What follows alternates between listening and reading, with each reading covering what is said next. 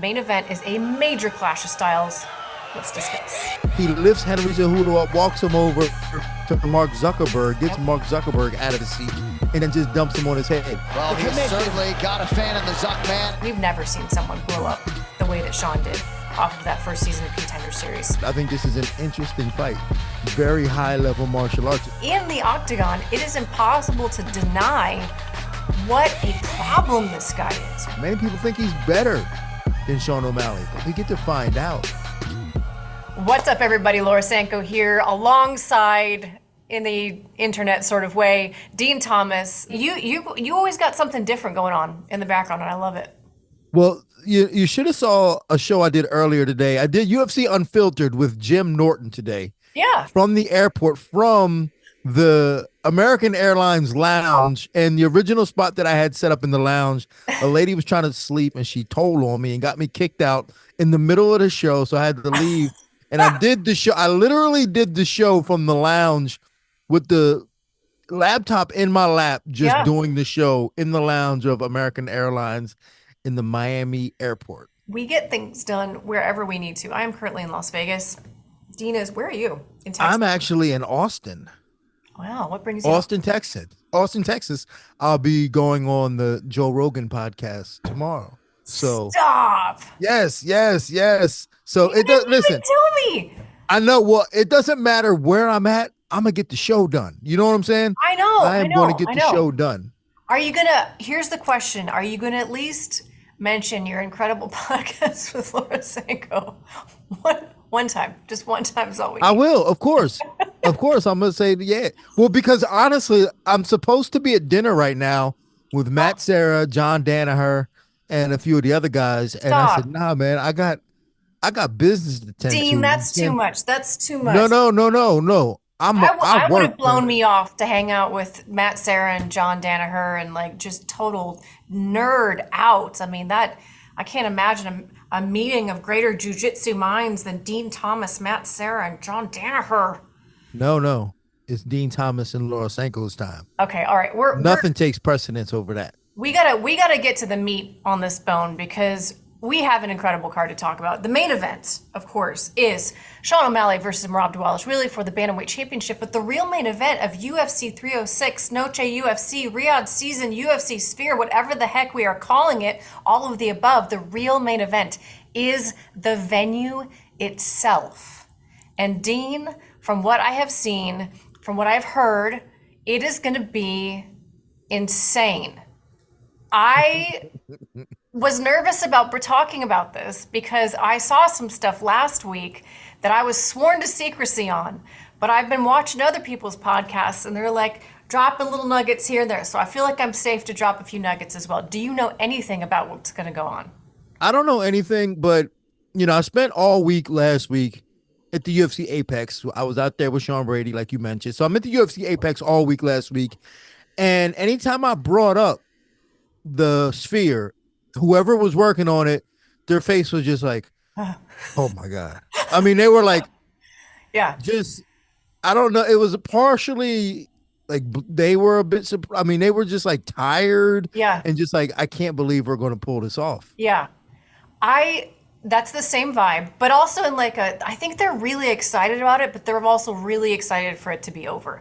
And I don't think the average fan has any idea what is involved in our normal production of even an Apex fight night. There are so many moving parts, but they're so good at doing those moving parts in that venue or even on the road that, they've got it down to a science. This is not just introducing a few new things. So here's what I can tell people without getting myself in trouble. The entire evening is going to be different than any fight venue we've ever seen before, obviously. But you have to think about that from like the most bare bone sense. Like for instance, the lighting rig that you see above every UFC octagon is critical to how the fights are shot. There's never a shadow when you watch the fights because of the lighting rig. There is no lighting rig in the Sphere. There can't be a lighting rig in the Sphere because there's nothing above the octagon but many, many, many stories of empty space and three-dimensional screen. So, I mean, think about that. Like, Yeah, I didn't. I see. I don't know anything from the production side. I don't know how yeah, that works. But as you're explaining this, I'm like, that makes a lot of sense. How are and they gonna pull this off? everything is like that. That's what I'm telling you. Everything is like that. So So basically, what you're saying is, all the UFC staff are going to be standing around the octagon with flashlights. I think they found a better solution than that. Are you going to be there doing your normal coach's role or no? I am. I am. I cannot wait to hear your personal experience. I'm actually not going to be there because they're not even doing a weigh-in show. Because they just have It's too much. too many moving parts. I kind of doubt that they're even going to do any sort of like ceremonial weigh-in. They're just, Really? this is too much. It's too much. It's only 10 fights, but I'm telling you, it's basically like the whole evening will be a chronological journey through the history and the fighting culture of Mexico from like the dawn of time to the future. Oh my And God. every turn, every click forward in the clock has a new look and feel and experience. And they have hired so we have our own amazing director, Anthony Giordano, AG as we all call him. And he directs all the pay-per-views from like day one and a lot of the fight nights as well. Like he is the guy.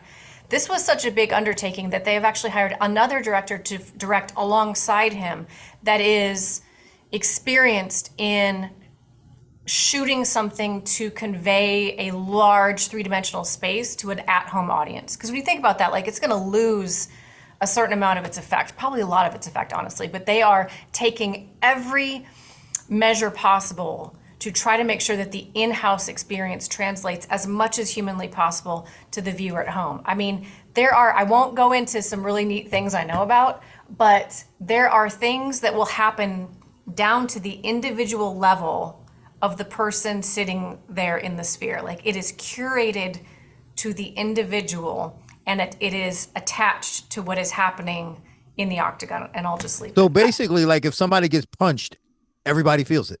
Maybe. That's great. Yo, it's so crazy to me to think about how this is happening because, I mean, to me, it wasn't that long ago where it wasn't even sanctioned.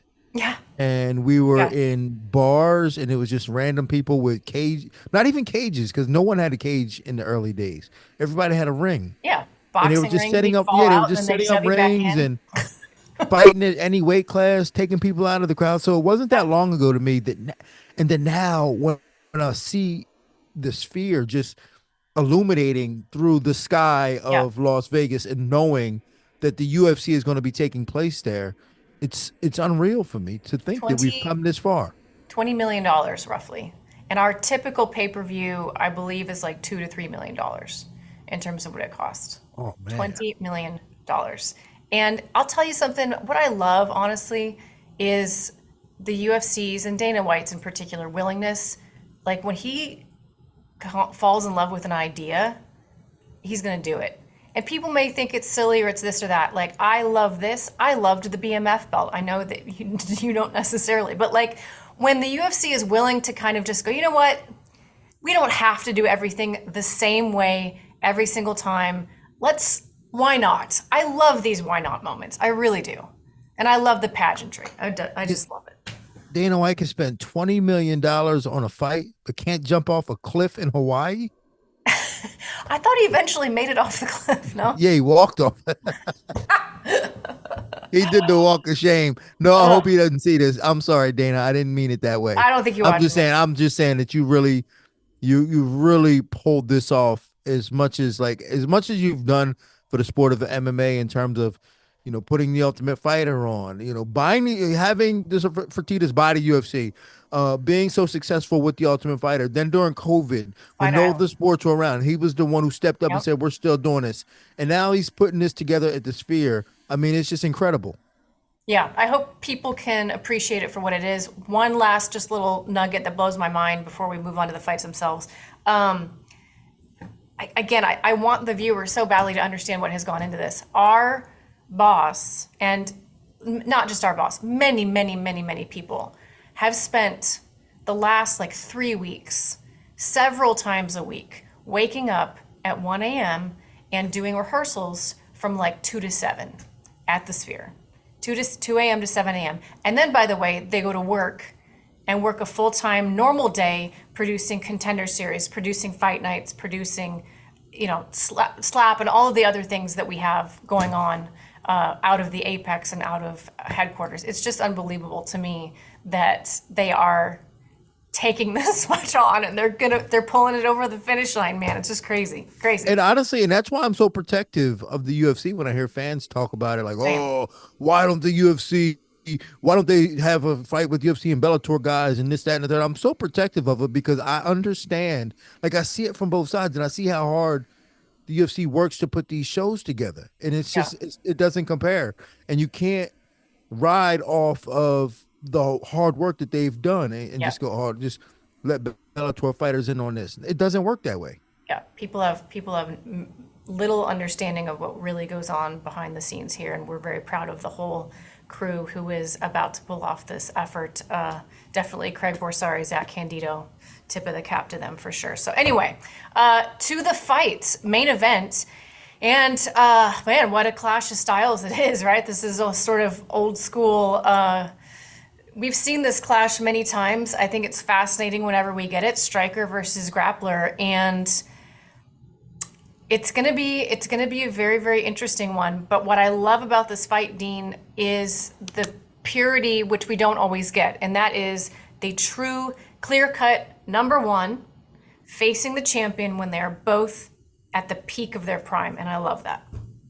Yeah, and that's an angle we never really look at, that we haven't really looked at in terms of this fight, is that there's no argument as to who's number one and who's number two in this. Like, there's no argument that Sean O'Malley is the champ. I mean, he knocked out, to me, the greatest bantamweight that we've ever seen. So he's rightfully the champ. Then he shut out Chito Vera after that to prove his position. But many people even said Chito Vera is not the contender. He shouldn't have been fighting him. So now Merab had been waiting in the wings, had his beef with Dana White, but finally gets the opportunity to fight him. And he is the clear number one contender. Many people think that he's the best fighter in the world at bantamweight. Many people think he's better than Sean O'Malley, but we get to find out. That's the good thing about fights, is we get to find out. But what I love most about this fight is their characters, the story behind both of these guys. And it's so lovable. It's easy to attach yourself to one or the other, if not both. Yeah, Merab has really done, and I guess I point him out more than Sean, because Sean's rise to me was quick in the sense that it happened even before he was officially in the UFC. It happened on Contender Series. We've never seen someone blow up the way that Sean did off of that first season of Contender Series. Snoop Dogg had a lot to do with that, but his knockout had even more to do with it. But for Merab, it's been a little bit more of a slower coming out party. But I love watching him blossom into this like social media darling, this kind of kooky guy who barely spoke English and wasn't winning fights right out the gate, has figured out not only how to become an absolutely unstoppable force, but at the same time, a character that any audience, whether you're Georgian or American or whoever, can like identify with on some level and get behind and just find incredibly endearing. Yeah, I mean, it was almost storybook written. I mean, here's a guy that we found him on Dana White looking for That's a fight. right. I forgot about that. He knocks out Rafion Stotts with a spinning back fist on Dana White looking for a fight, gets his shot into the UFC. He's kind of up and down. He doesn't necessarily look like a star in the beginning, but then he finds his stride, then goes on this incredible run and then beats some absolute legends. And not only did he beat some, I mean, he went out, he beat Jose Aldo, but what he did to Piotr Jan was just absolutely embarrassing. I mean, it was embarrassing. It was filthy what he did to Piotr Jan. And then he does the same thing to Henry Cejudo. He lifts Henry Cejudo up, walks him over to Mark Zuckerberg, gets Mark Zuckerberg out of his seat, and then just dumps him on his head. So, I mean, what Merab has done in these last couple of years and for his career has just been outstanding. All on his own, too. No extra promotion from the UFC, but it was all really from his fighting to his social media. And you also got to give credit to the Georgian guy that he found in California that looks just like Oh my Sean God, O'Malley. can I tell you, honestly, 3 or 4 times now, I'll click on something and I'll be like, why are they hanging out? Oh, they're not hanging out together. That's not, he looks so much like Sean. It's wild. It has caught me out on several occasions. I mean, good job. Yeah, I asked him about that. I saw him at the PI in the week, and he said, I said, where did you find him? He said that he had a mutual friend and a And mutual he's Georgian Georgian? friend. Yeah, he's a Georgian individual. And he said they had a mutual friend, and his friend was like, he looks like Sean. And he was like, no. And then when he put the wig on, and he said, oh my God. Yeah. And then they just started creating content together, and it's just been brilliant. I mean, it really told a lot of his story, and it's just been brilliant, man. And I think it all stems, for me, it all stemmed from the Michael Jackson jacket incident, Oh, yeah.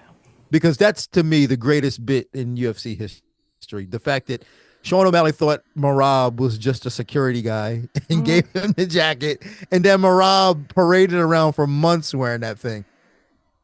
And it was so organic, and it was so you couldn't plan anything like that and have it come off so well and so perfectly, honestly, for both of them. Because like you say, on one hand, Sean doesn't even recognize that he's standing there.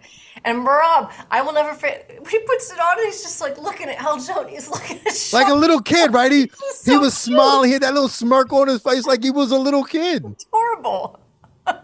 Then he jumps up on the cage. Yeah.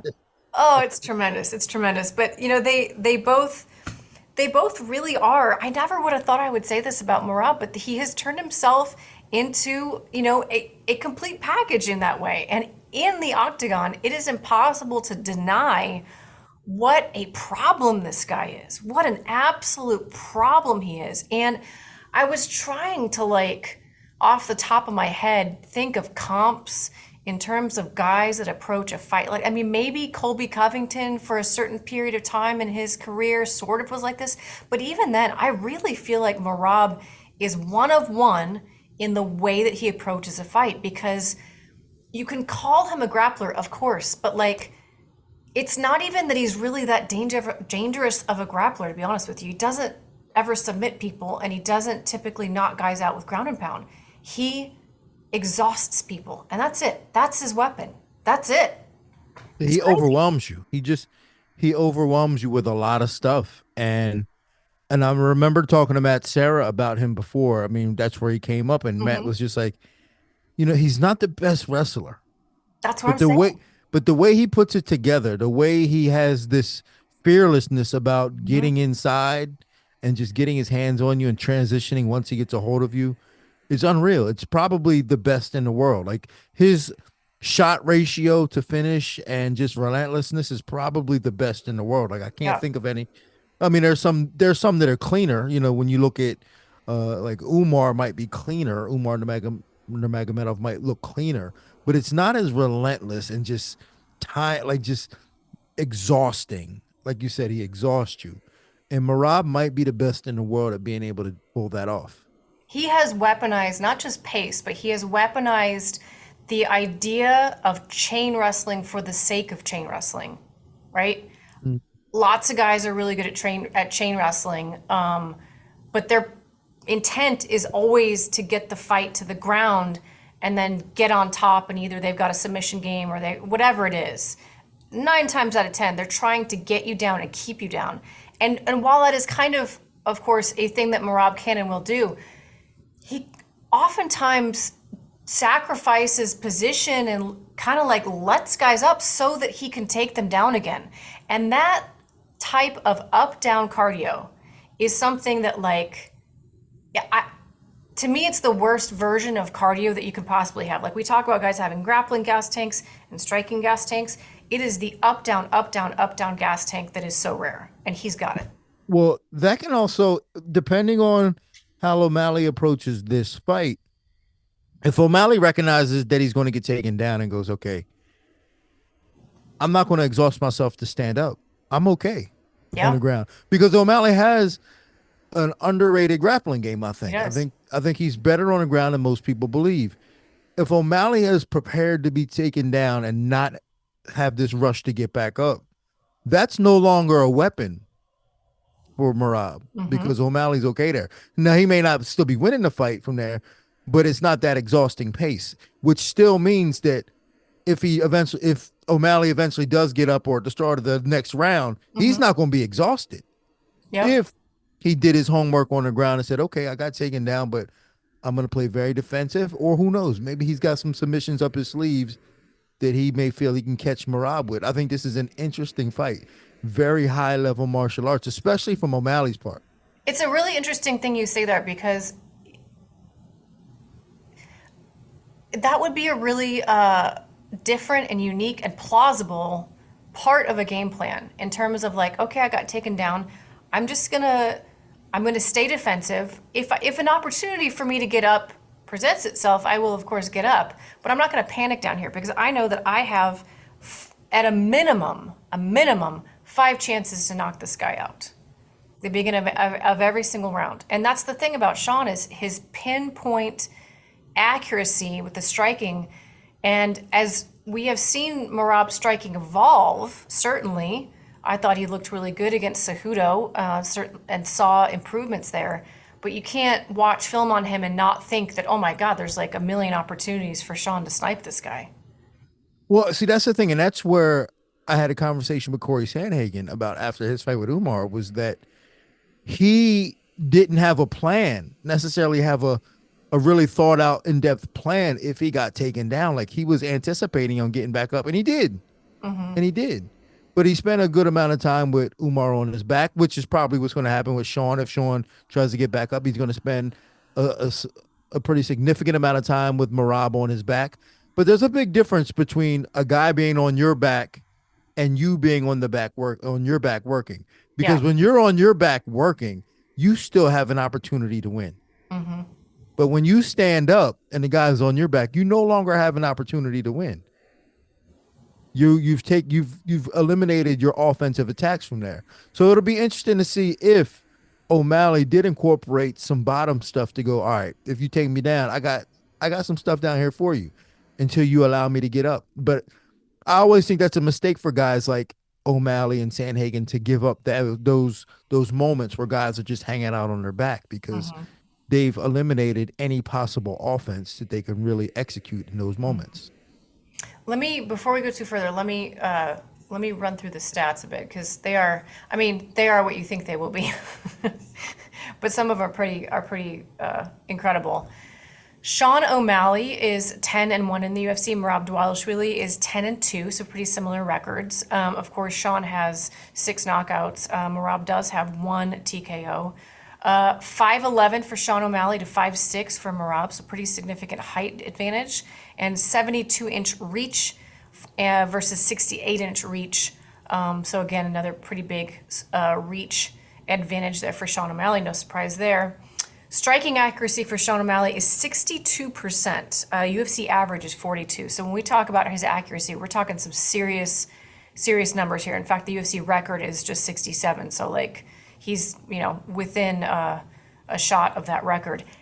Couple that with the fact that he lands 7.67 strikes per minute.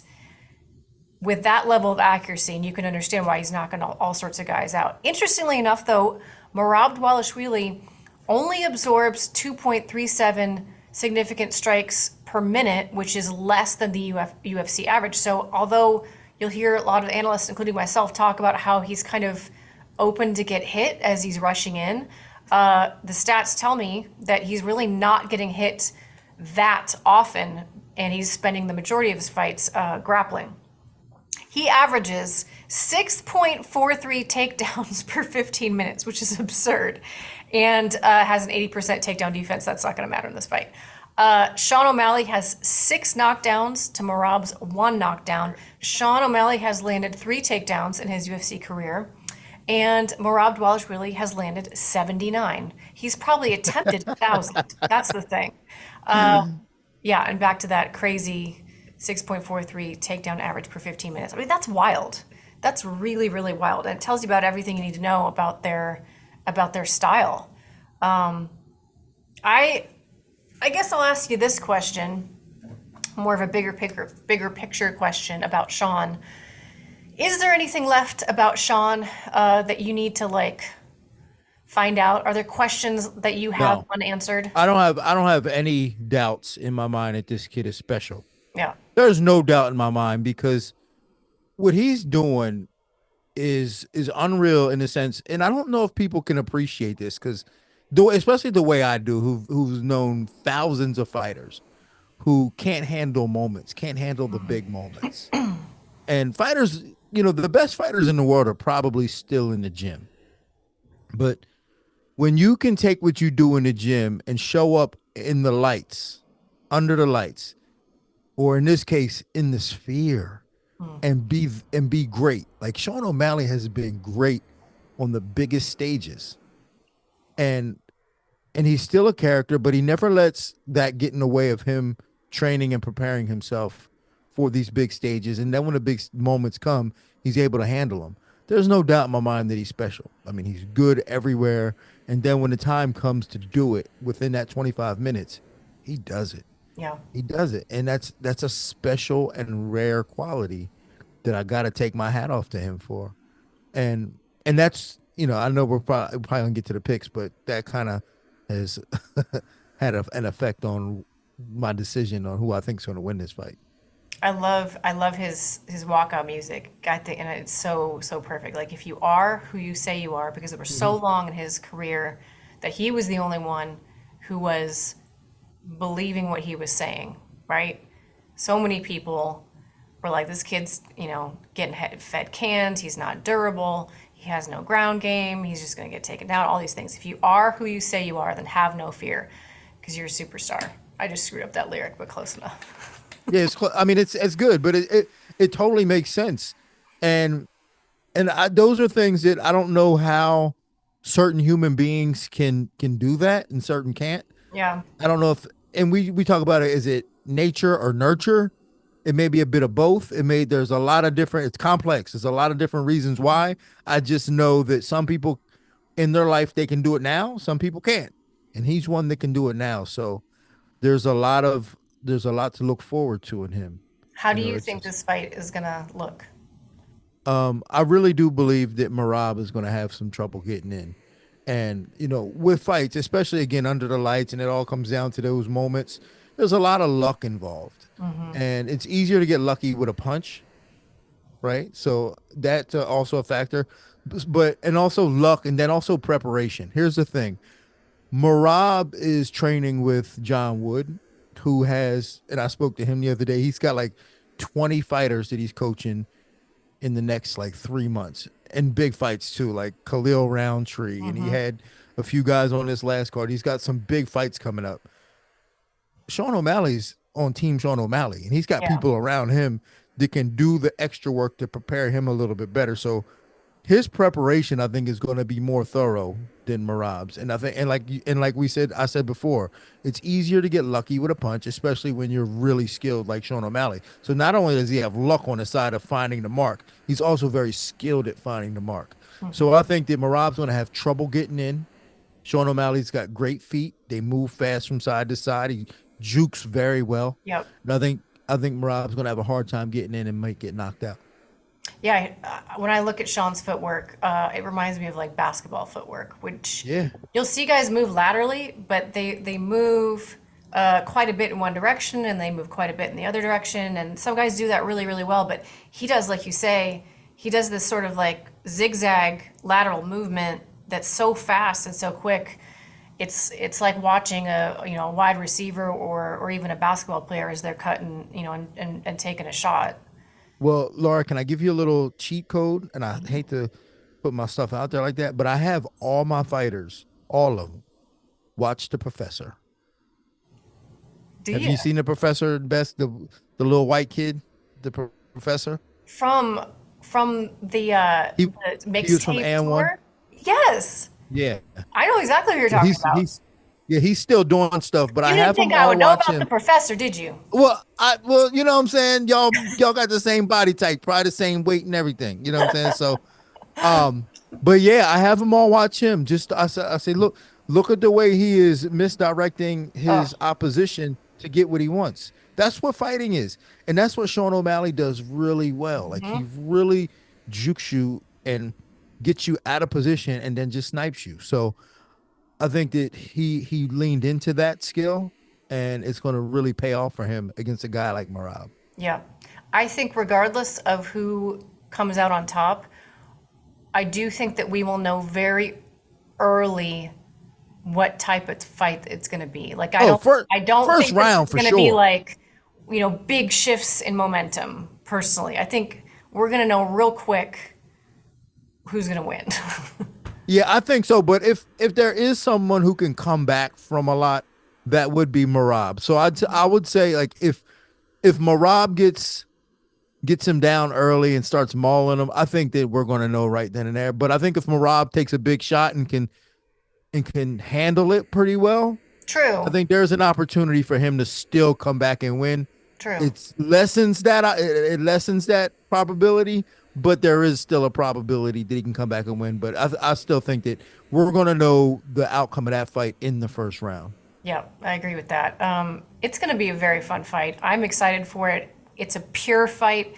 The number one contender versus the champion. We don't always get it. We're getting it now. We're getting it in an absolutely incredible venue. It's going to be amazing. And Dean, I appreciate your time as always. Always. Thank you very much. Ladies and gentlemen, we appreciate your time as well. Please click like, please click subscribe. It helps Dean and I so very much to grow this channel. A million other videos on this channel that you guys can check out, from demos to other breakdowns. We'll see you at the Sphere.